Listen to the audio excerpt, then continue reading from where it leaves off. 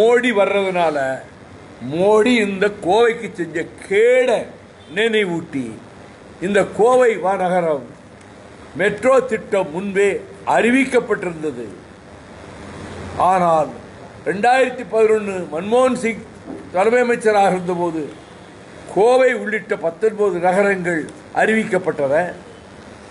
திடீரென்று நேற்று மாலையில் கோவையிலும் மதுரையிலும் மெட்ரோ திட்டம் நடைமுறைப்படுத்தப்படாது, செயல்படுத்தப்படாது, ஆரம்பிக்கப்படாது என்று ஒரு அதிர்ச்சியான தகவலை, கோவை மக்களுக்கு மிகவும் கவலை தரக்கூடிய ஒரு அறிவிப்பை செய்திருக்கிறார்கள். இந்த இதே ஜனத்தொகை 20 லட்சத்திற்கு மேல் இல்லை என்று இவர்கள் முதலில் தேர்வு செய்யும் போது 10 லட்சத்துக்கு மேலே உள்ள இடங்களையே தேர்வு செய்தார்கள். இப்பொழுது 20 லட்சத்துக்கும் குறைவாக இருக்கிற பாட்னா, பூனா, சூரத், விசாகப்பட்டினம் இங்கே மெட்ரோ திட்டம் வேலை நடந்து கொண்டிருக்கிறது.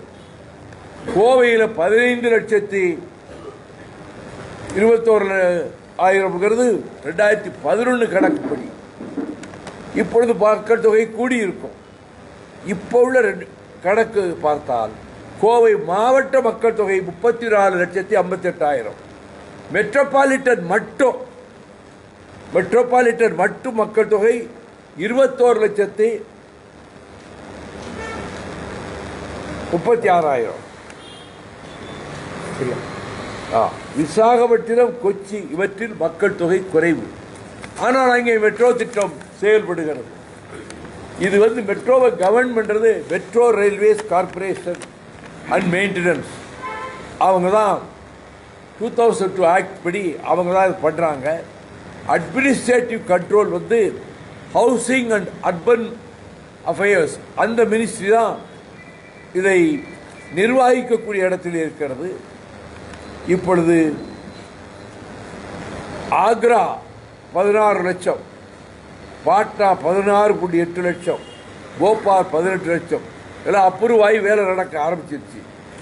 ஆனால் இந்த எலக்ட்ரல் ரோல் படி பார்த்தா கோயம்புத்தூர் டிஸ்ட்ரிக்ட் 30,81,594 பேர் வாக்காளர்களாக இருக்காங்க.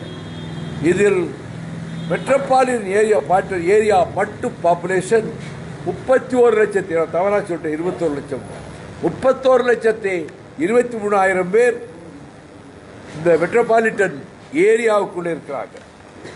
கோயம்புத்தூர் தமிழ்நாட்டிலே 2வது பெரிய நகரம், தொழில் நகரம், தமிழ்நாட்டின் மான்செஸ்டர் என்று புகழப்படும் நகரம். இன்னும் இது பெரும் வளர்ச்சியை பெற வேண்டிய வழிகாட்டக்கூடிய மெட்ரோ ரயில் திட்டத்தை ரத்து செய்தது மத்திய அரசு செய்த வஞ்சகம், மத்திய அரசு தமிழ்நாட்டுக்கு இழைத்திருக்கிற துரோகம் என்று நான் குற்றம் சாட்டுவதோடு, இங்கே அதாவது தமிழ்நாடு அரசு அறிக்கை அனுப்பிச்சு அதில் சில கொறி போட்டு கேட்டிருந்தாங்க. அந்த கொறிகளுக்கெல்லாம் விளக்கம் கொடுத்தும் அனுப்பிடுச்சு. இதன் பிறகும் அவர்கள் தமிழ்நாட்டை ஒரு கிள்ளுக்கரையா நினைச்சுக்கிட்டு என்ன தமிழ்நாட்டை பற்றிய எள்ளி நகையாடும் போக்கு இருந்தா தலைமை அமைச்சர் நரேந்திர மோடி வர்றதுக்கு 24 மணி நேரத்துக்கு உள்ள இப்படி அறிவிப்பு செய்வாங்க.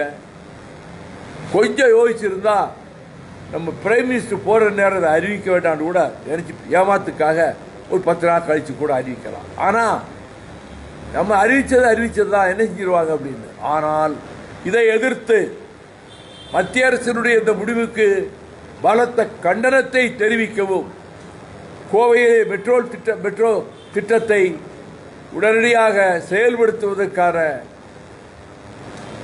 தொடக்கத்தை ஏற்படுத்தவும் வலியுறுத்தி வருகிற 24ஆம் தேதி திங்கட்கிழமை மாலை 4 மணி அளவில் செஞ்சிலுவை சங்கத்துக்கு எதிரே இங்கே மறுமலர்ச்சி திராவிட முன்னேற்ற கழகத்தின் அமைச்சர் அர்ஜுன்ராஜ் அவர்கள் தலைமையிலும், உயர்நிலை குழு உறுப்பினர் மோகன்குமார், மாவட்ட செயலாளர் செல்வராஜ் முன்னிலையிலும் இது எங்களுடைய கண்டன ஆர்ப்பாட்டத்தை மத்திய அரசுடைய முடிவை எதிர்த்து அதை திரும்ப பெற வேண்டும் என்று வலியுறுத்தி கண்டன ஆர்ப்பாட்டம் நடைபெற இருக்கிறது.